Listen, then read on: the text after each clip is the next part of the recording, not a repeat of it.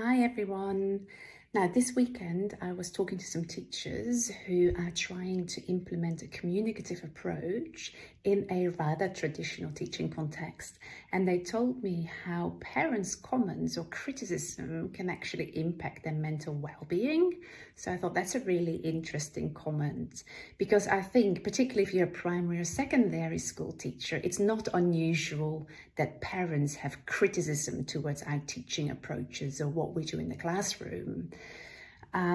And sometimes it makes you seriously doubt if you're actually doing the right thing or if you should be a teacher.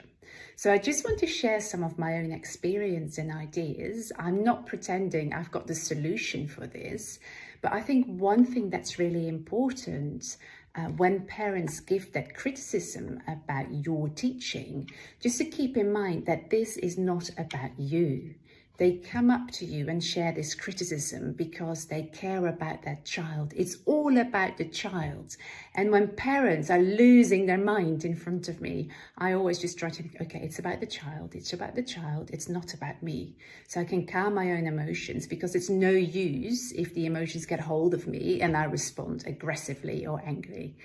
The second thing, again, I try to reframe their behavior so they're here not because they want to criticize me, but they're here because they want the best for their child, and they perceive what I do maybe not as the best for that child. So again, it is not about me, it is about the child.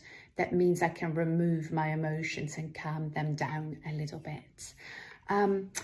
Also remember, when parents complain about what you do in the classroom, particularly when it's something they're not used to, they have probably got other experiences in school. They've had an education system where they didn't experience, for example, songs and activities in the classrooms. So their knowledge, their values, their beliefs about what is effective teaching and learning are completely different from what we believe that to be.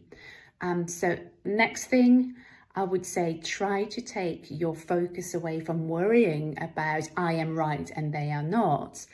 Listen to them, ask questions, find out what they think the real problem is. Is it, for example, that you worry that children don't learn because I use songs and activities? And if they say yes, great. Now we know what the issue is, and together we can work on a solution, or together at least we can work it out. That might well be by simply explaining your teaching philosophy and why you do certain things in the classroom. So the rationale, I think, here is really important to explain to the teachers. Now, of course, the best thing, if possible, is that you do this at the start of the school year or the start of the new year. You tell your teachers about what their children can expect, what stories they can expect at home about lessons in the classroom, and maybe set up a two-way communication channel. That could be WhatsApp, it could be Seesaw, or a website or Padlet, so they can ask you questions and you can communicate about the success your learners have in the classroom. Now, if you've got any other tips for my teachers, that would be wonderful. I'd love to hear from you, so please share them in the comments below. Thank you.